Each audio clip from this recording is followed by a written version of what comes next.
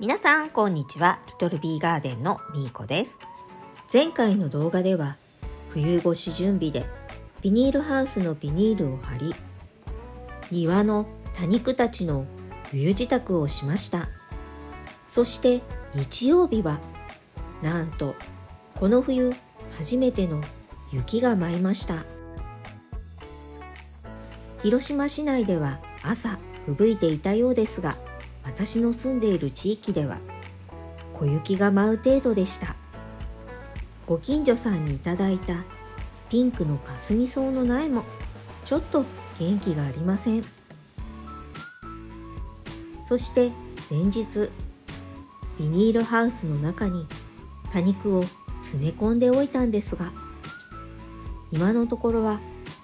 被害は出ていないようで一安心です。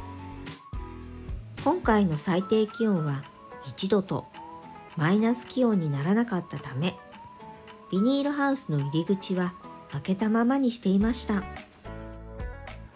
夏の終わりに挿し木していたパンクチュラータです。緑の新芽がたくさん出てきました。そして多肉棚の一番奥にあったクラウディアが徒長しまくっています。そういえばリスナーさんからビニールハウスにビニールをかけて多肉が徒長しませんかとご質問をいただきましたが、影になるところはやはり徒長してしまいます。そんな時は多肉のトレイごとローテーションです。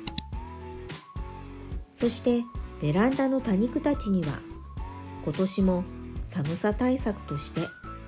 ビニールシートを設置しました。あとは不織布をかけたり、いらなくなったカーテンを再利用してベランダの多肉たちの防寒対策をします。そして今回このピーチプリデを久しぶりにベランダに持って上がりました。横のアメージンググレースはデベソになってきちゃいましたね。でもご安心を。何もしなくても春には元通りちゃんと可愛いロゼットに戻ってくれるんです。そして夏の間青々としていた多肉たちもほんのりと色づいてきました。そしてもともとベランダに置いてあったこの木箱のプランターも久しぶりに持って上がってきました。というのも夏の間あまり日が当たらない場所で管理していたため、ロゼットがすっかり傾いてしまったからです。このカンテは夏の間葉が伸びていましたが、寒くなってからは葉が短く肉厚になってきました。ベランダの一番奥のダスティーローズです。小株をカットしたら少し大きくなった気がします。小株は鳥かごの寄せ植えに使いました。そしてこのルドルフ、庭のルドルフはピンク色に紅葉していましたが、ベランダのルドルフは全然違っていますね。群生のこのブルーエルフもいくつかカットしてまた増やしておきたいと思っているところです。夏に調子を崩していたクリスマスイブはいつの間にか多頭になっていました。そして隣のカンテですが、やはり葉が短くなって肉厚になっています。タニフェスでお迎えしたこのマーブルですが、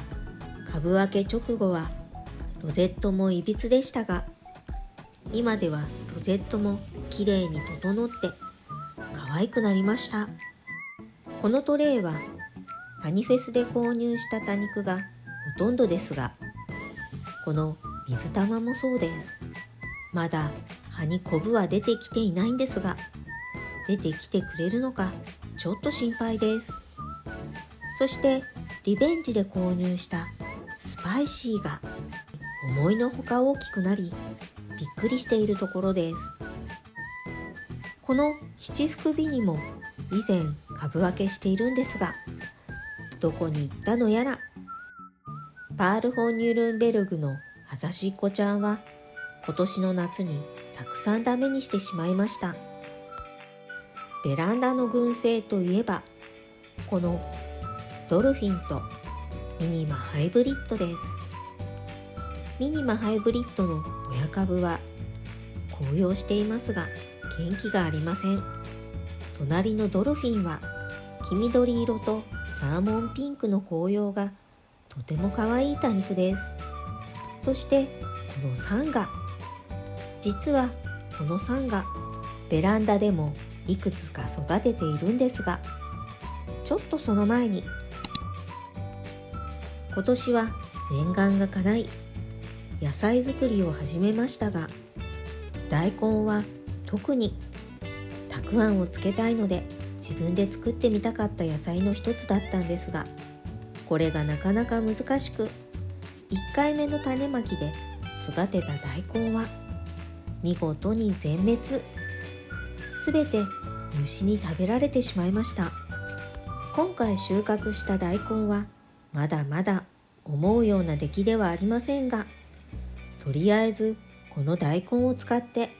今年もたくあんをつけていきます。そして先ほどのサンガですが、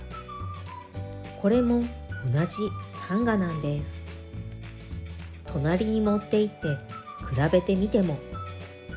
同じサンガでもこんなに違いが出るんです。あまりに容姿が違うため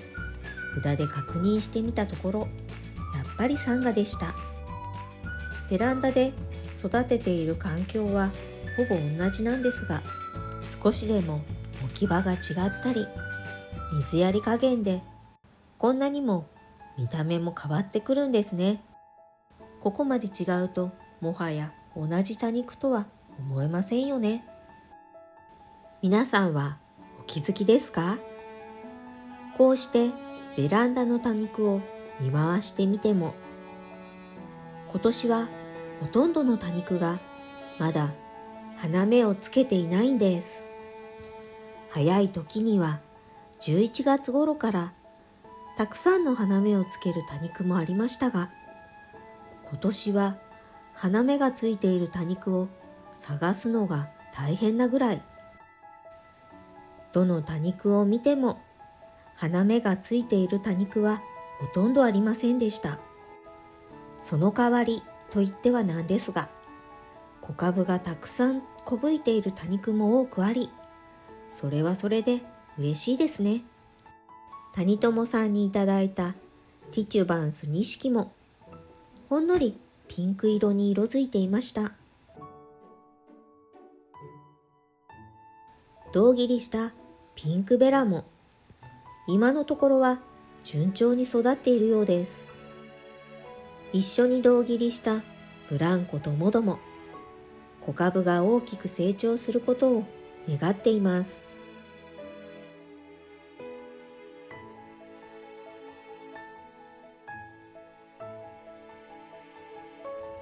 そしてこの多肉、名札を見てラズアガだと知りびっくりしてしまいました。もっと可愛かったはずなのに、ちょっと残念ですね。そして小株が大きく成長していたのはエゲリアです。このエゲリアには花芽もついていました。そして葉がムッチムチのコロラタ×ベビーフィンガーです。葉ざしちゃんどこかにいたはずなんですが、もう少し増やしておきたい多肉です。そしてベランダで唯一花芽が上がりつぼみがついているミッシングユーです。このミッシングユーの花芽の茎についていた葉は葉ざし用に取ってあります。はい、ということで今日の動画は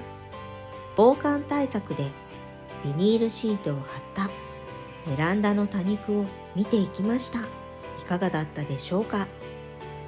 今年はまだ花芽も上がっていない我が家のベランダの多肉ですが、皆さんのお家の多肉ちゃんはどうですか？そして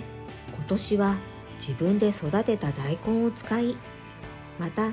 たくあんをつけています。たくあん作りの動画もよかったら